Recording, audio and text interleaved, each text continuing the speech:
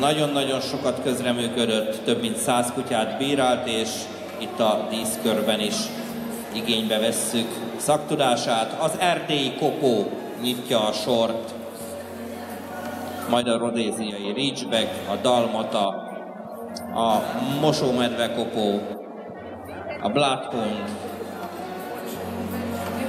egy lengyel fajta Ogar Polski,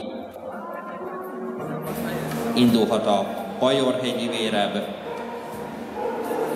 a Beagle, Petit Basset Griffon vendél, Basset Hound, nagyon népes hatos csoport a hazai fajta repertoárhoz képest.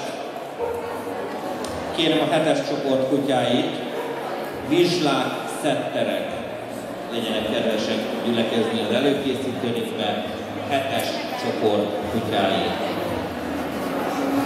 De térjünk vissza a 6-os csoporthoz.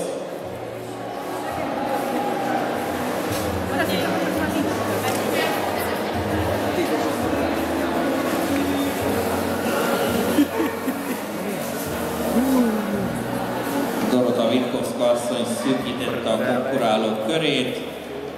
Köszönjük szépen a levonulóknak.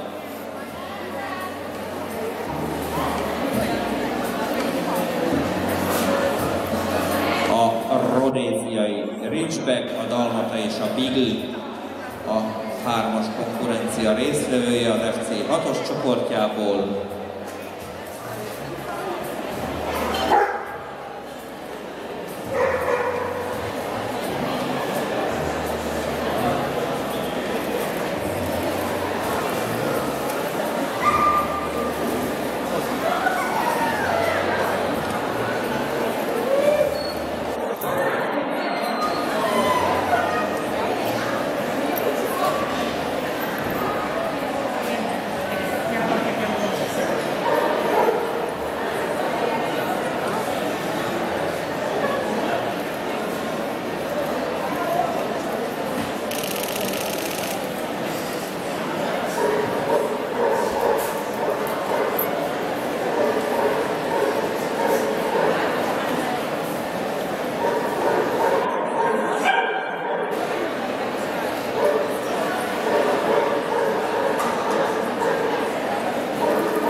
Köszönjük szépen, és nézzük, hogy a bent lévő 3 kutyából Witkowska asszony hogy sorol.